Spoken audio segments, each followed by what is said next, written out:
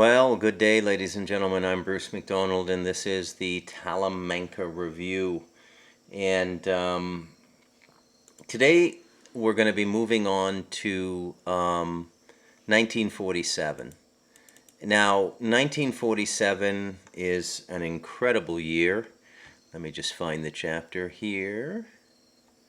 Yes, 1947. Oh, I think I have the wrong version of the book here. I have two versions now. One moment, please. Sorry to be unprepared. There we go. Yeah, there we are. And, well, we'll get to it in a moment. But a lot happened in 1947. Like, an unbelievable amount of things happened in 1947. And it really set everything out for the world we live in now. There's absolutely no doubt about that. All right, so this is Chapter 6 of The Devil and Us, a memoir of you and me, for those of you so inclined to get the book and read it. I promise you, or I assure you, that you're not going to find a book that explains what's going on in the world better than this book. You'll be like you could take any chapter in the middle of the book and find a more comprehensive and explicative treatment of any of the topics. Like there's countless books on Roswell and things like this.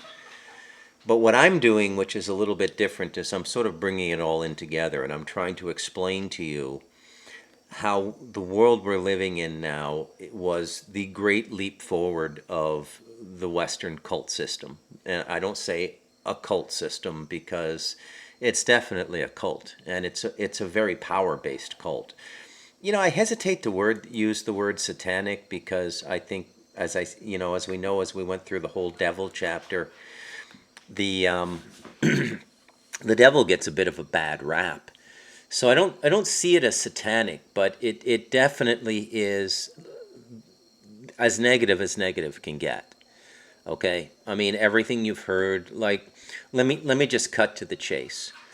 All the rumors are true. Every rumor you've heard is true. The adrenochrome is true. The baby cannibalism is true. All of these sacraments of defilement of the human race and the initiates consecrating themselves to whatever it is that they believe in. Okay? Now, the evil unleashed in the world, the death and violence unleashed in the world in World War II, opened up countless portals. Okay? Mass death, mass murder opens portals.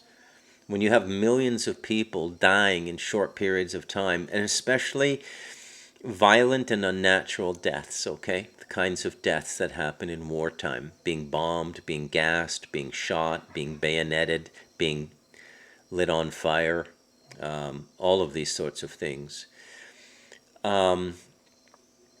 You let something into the world every time that happens, and it's like, it's not, wars don't end when the war ends. There's a spiritual seepage into the world that goes on for quite some time after the war is over.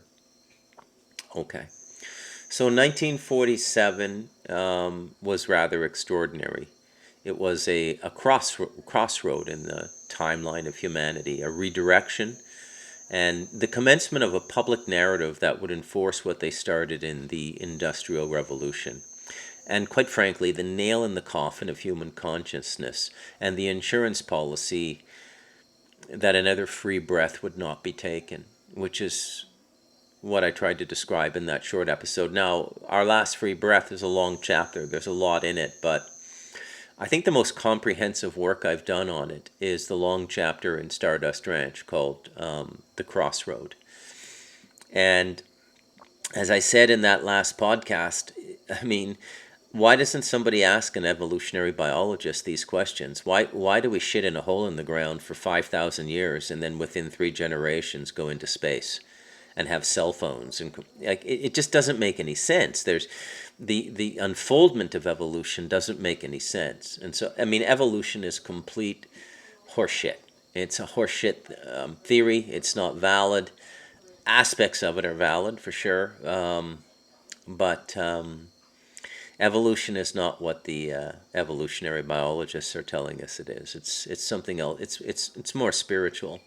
It's about the living being in the various forms willing the transformation of the physical form to cope with new environment. Okay, so it again, the body suits the consciousness. Okay, and I know for a lot of you, if you're not spiritually literate, this all may sound a bit fantastical. Some of you, it's old hat, you know what I'm saying, and you probably think I'm even watering it down a little bit.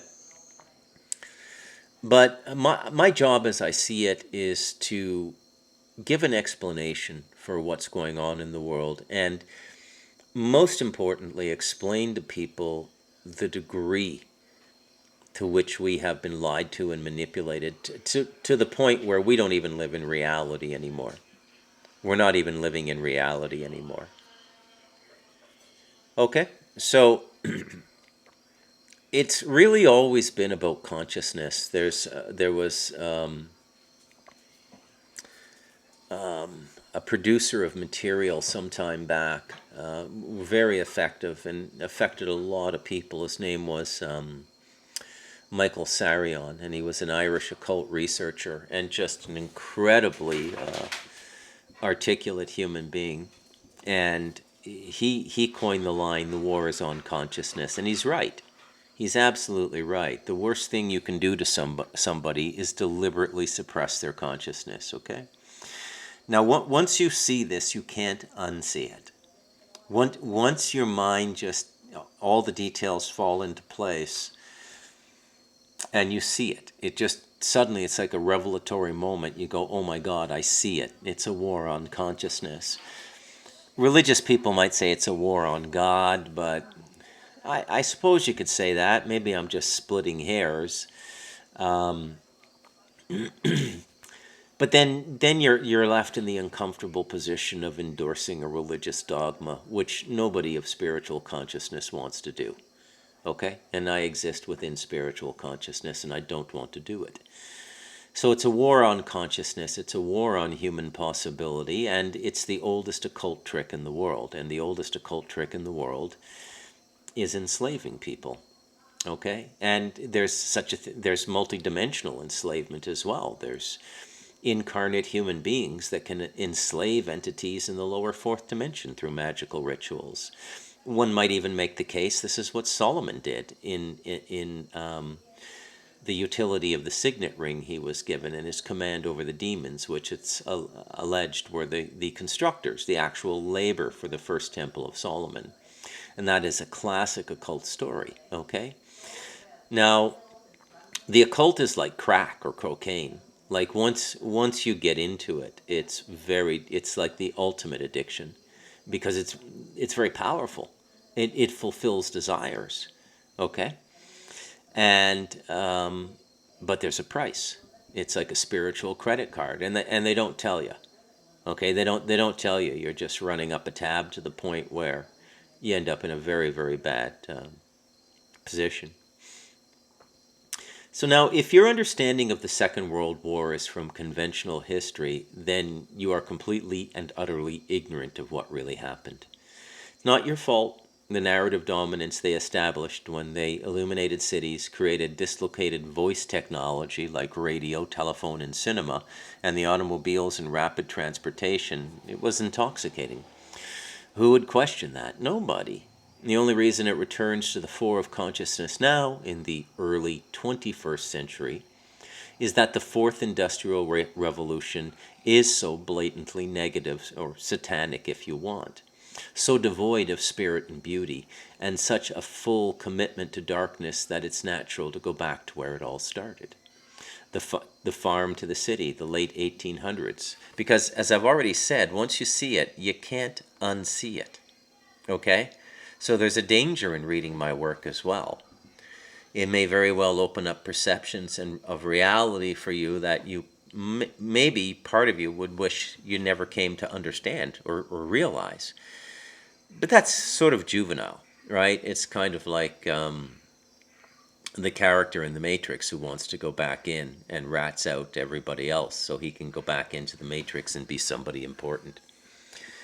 Not many people have, getting back to World War II, not many people have the courage to articulate the tremendous symmetry, the uncanny similarity between the Nazis and the Zionists.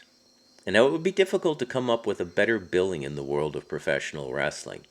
Ladies and gentlemen, in this corner we give you God's chosen people, reviled and vilified by Christendom and the drinkers of as the drinkers of children's blood, the blood libel cult that has terrorized villages and hamlets for centuries, stolen Gentile children, and worshipped dark entities.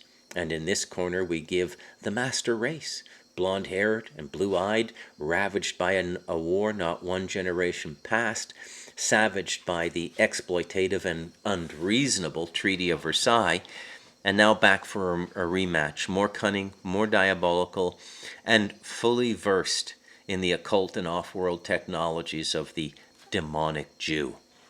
You can't make this up. I dare you to even try.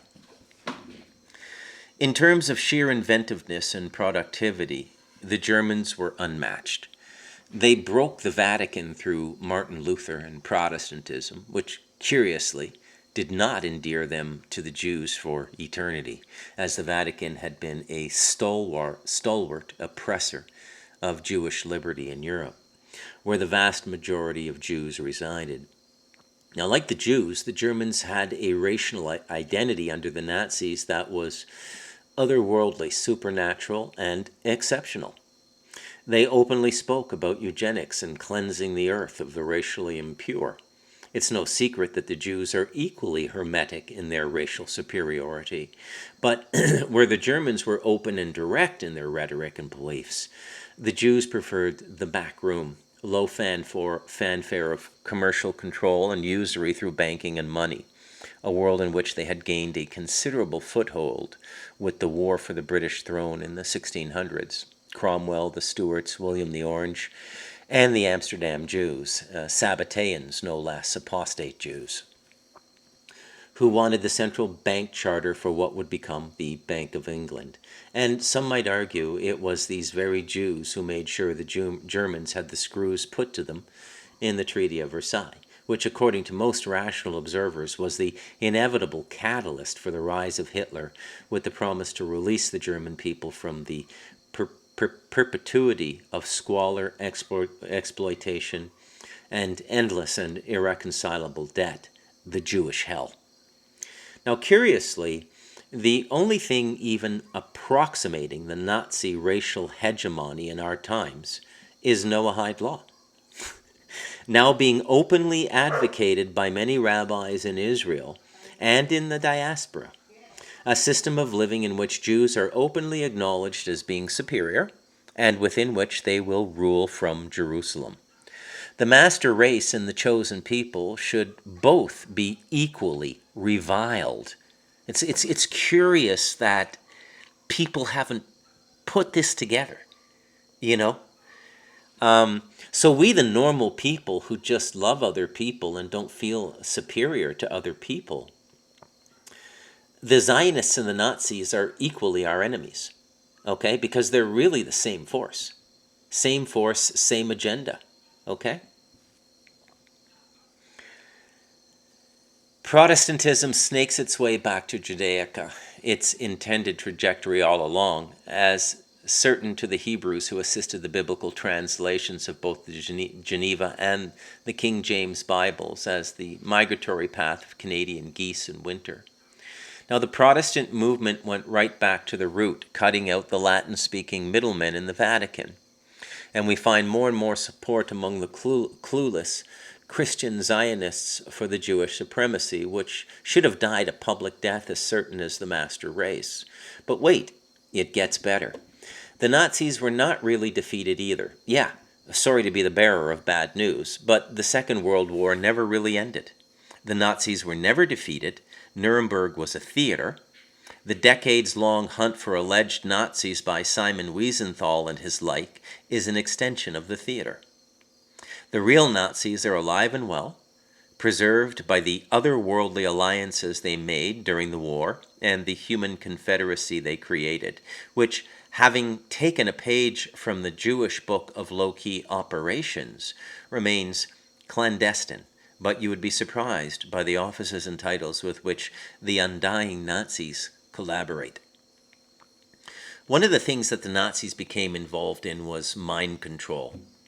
Now, mind control has become an epidemic now. It began with a simple technique called psychic driving, and this was repetitive stimuli upon the mind. It took many forms. The subject would be blindfolded and earphones would be placed on their head. Wow. Classical music might be played from one side and the other side would blare something more noxious, more like noise than music. The Nazis had figured out that the left and right sides of the brain were almost like separate entities, segregated from one another like blacks and whites in the American South around the same time. Through the manipulation of the mind, alternate personalities could be created, fragmented selves which could come and go, and each had no knowledge of the others, no memory of the others. This was an absolute and cardinal rule of the alters, so much so that if one of the alters murdered 5 people and the police apprehended the afflicted person, the mind-controlled person, the interviewed alter being would baffle the police and pass a polygraph test. And why? Because the alter really had no knowledge of what the other personality had done. It gets weirder than that, though. Most of the literature on this topic stayed within the fractured mind and alternate personality thesis, but I believe it's more spiritual. I believe that the alters are disincarnate spirits, and in some instances, in the later developments of the program, which has not died and lives on to this day, demons. My basis for this thesis is a friendship I made with a 7th generation super soldier. That included 2 visits on his part to my mountain home in Costa Rica, and both visits were interrupted by his handlers because of the natural healing properties of the place I live, the Talamanca Mountains in southern Costa Rica, which are quite possibly the most biodiverse 1,000 square kilometers in the world, and as a statement of fact, are a heritage site under the United Nations Environmental, Scientific, and Cultural Organization, UNESCO. Now, this goes back to the point I tried to make in the opening chapter of this middle section of the book, Last Free Breath, which is that everything is scientific, psychological, and not related to the spirit and the larger human being. This was part of the agenda for the 20th century, okay? Separate the ego, separate the personality from the spirit. Create an environment where spiritual growth is frowned upon, okay? Now, curiously, both the Nazi and Zionist factions maintain this code of silence to this day, as do many of the commentators coming into the topic sideways. But most notably, American Christians who have wandered into it only to assure us like rabid parrots that it's all demonic. The problem with that thesis is they don't really understand what demons are.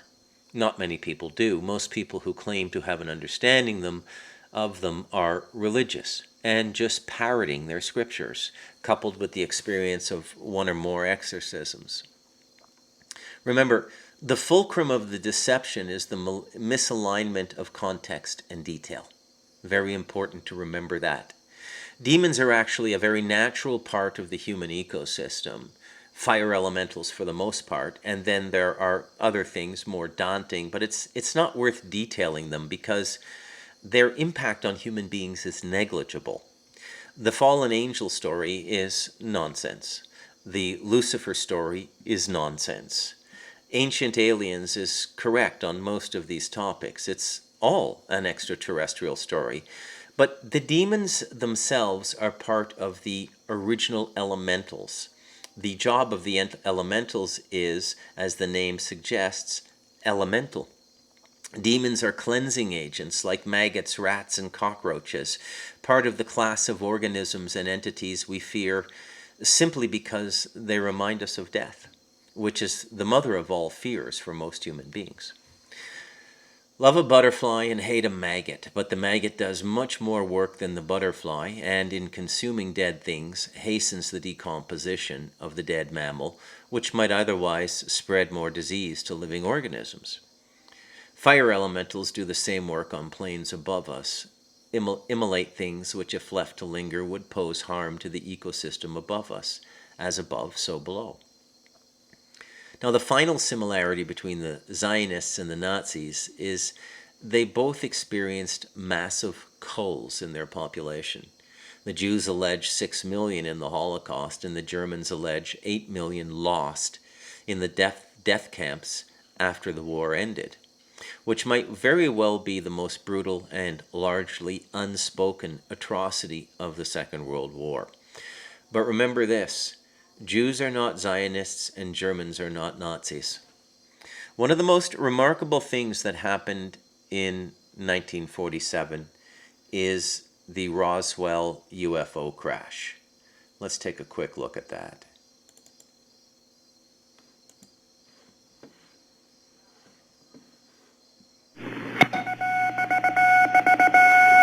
Headline edition, July 8, 1947.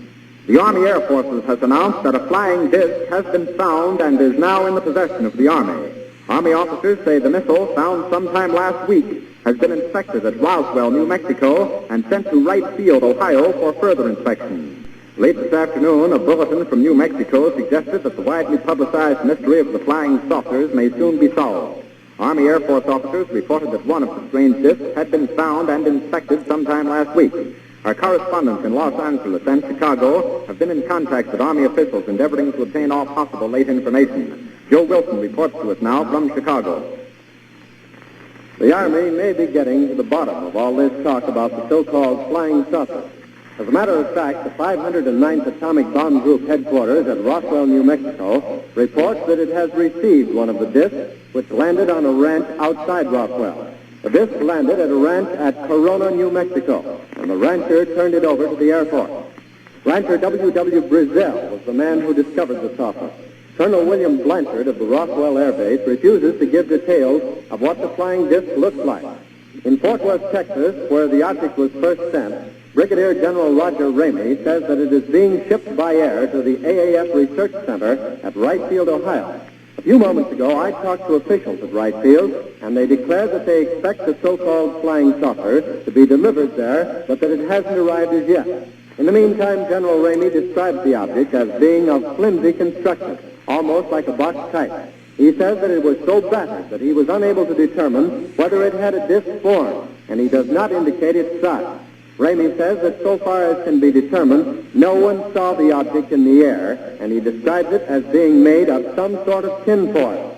Other Army officials say that further information indicates that the object had a diameter of about 20 to 25 feet, and that nothing in the apparent construction indicated any capacity for speed, and that there was no evidence of a power plant.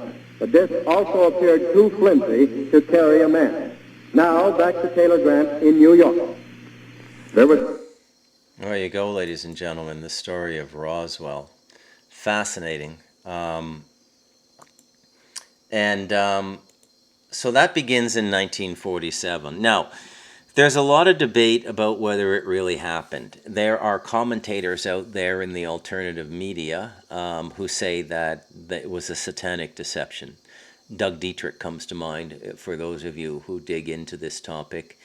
It really happened. Now, I say that with authority because I know what happened, but I can't prove it to you. Okay, so what do you do? You know, do I have to hold myself to the rule of proof? Is the whole world a courtroom? You know, this is a podcast. You know, these are my opinions as they're received by you. But I can tell you, I mean, Roswell happened. How I know that, I'm not willing to say at this point. But it happened, okay? There have been countless official voices trying to make anyone who believed it seem stupid, okay? This is where we connect the dots. Remember the thesis of the Industrial Revolution? It's about shock and awe, technological supremacy so swift and so overpowering that no one would doubt the official voice on anything else. This is an age of reason, ladies and gentlemen. The age of superstition is behind us. There are no such things as UFOs, or as they're called now, unidentified aerial phenomenon, UAP. The headline from the Roswell Daily Record on July 8, 1947 reads as follows: RAAF captures flying saucer on ranch in Roswell region. The story was countered by the Roswell Morning Dispatch, and the headline, Army debunks Roswell flying disc as world simmers with excitement. The headline is passed exactly as it appeared, including the capitalized articles, A's and with. It was small-town journalism. Roswell has been the source of extensive speculation, and there are sources out there who suggest that the Roswell crash was faked, and that it was, as I said, a satanic ritual to infect the minds of human beings. Here's what I think. The nuclear testing was like a multidimensional flare. Nuclear testing and nuclear weapons have the ability to affect not only the physical dimension, but also ancillary dimensions, ones where all kinds of other life exists. Now suddenly the human condition touched other beings, entities, and perhaps even individuated forms of life and expression that are neither beings nor entities. Things heretofore unimagined, not even in the unholy work of Lovecraft. Things we're not prepared for. We were not prepared for, and still are not prepared for. But one thing is quite certain, these closed doors were opened by the Nazis, or at the very least, the keys to these doors were made by the Nazis before they had the chance to open them. Now, if you've been paying attention to the UFO narrative in the year 2023, you would have noticed beyond the regular public sightings of mysterious orbs of light, tic-tacs, and unidentified craft which perform physics-defying aerial maneuvers, that a U.S. congressional hearing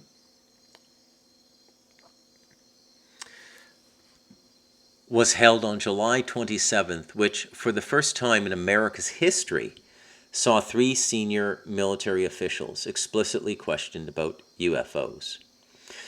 These 3 officials were David Grush, former National Reconnaissance Officer of the UAP Task Force, Department of Defense, retired U.S. Navy Commander and FA-18 pilot David Fravor, retired U.S. Navy Commander and FA-18 pilot, and Ryan Graves, Executive Director of Americans for Safe Aerospace.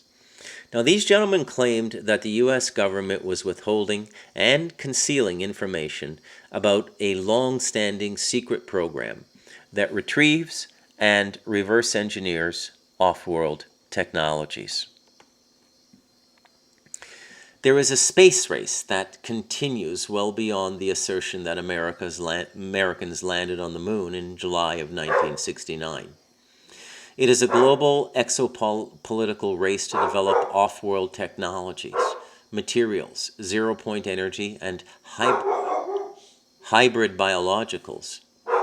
The extremely questionable ignorance of governments to these top-secret programs is largely due to the highly compartmentalized nature of the subject matter and the way in which clandestine 3-letter organizations and corporate military contractors like Lockheed Martin and Raytheon withhold and license the black box knowledge and keep it in their back pockets like a wild card for future use.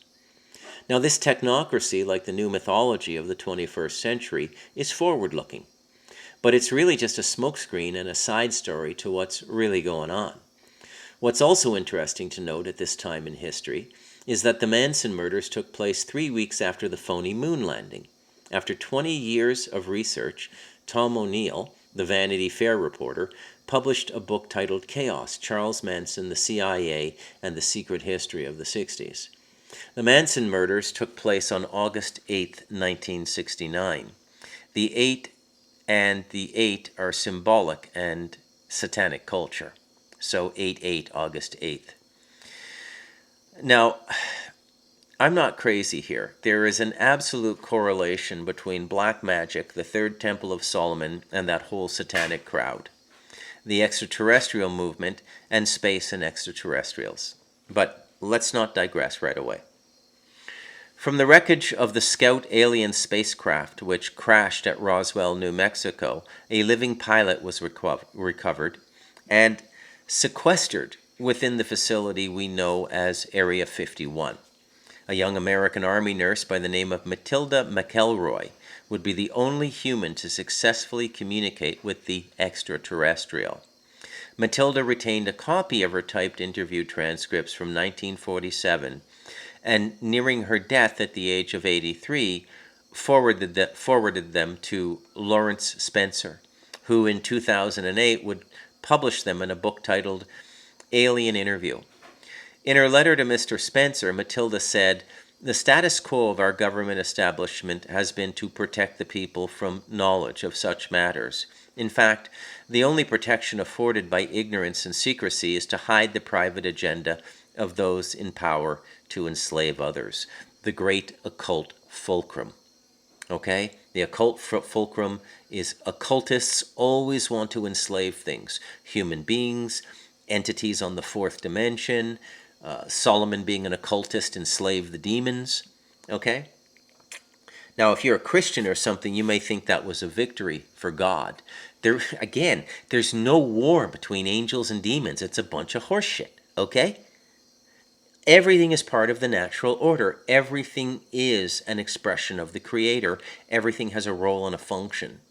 And if you could understand that one thing, you'd have so much more peace and balance in your life, especially now in 2024, as they start to ramp up the biblical narratives to make you think this prophetic nonsense is coming true, when really it's them doing it all. Okay? You're basically living the Wizard of Oz right now. It's just the curtain hasn't been pulled back yet to reveal the decrepit old wizard. So much to the frustration of executive military staff at Area 51, the surviving alien chose to communicate with Matilda alone, and could only do so via telepathy, as it possessed no operational mouth, and no ears or nose.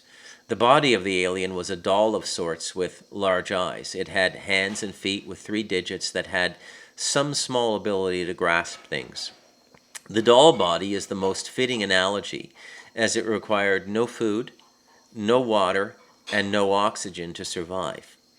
The body was neither mechanical nor biological, though it did have an electrical nervous system similar to ours. It was animated by the energy of her spiritual being, and the doll body was the most suitable device to be able to operate in the physical 3D world. And I think that's enough for today. We'll continue with 1947, and I feel quite convinced that I will be able to convince you that this is in fact one of the greatest periods in the last 100 years, that year 1947. So I'm Bruce McDonald, and this has been the Talamanca Review.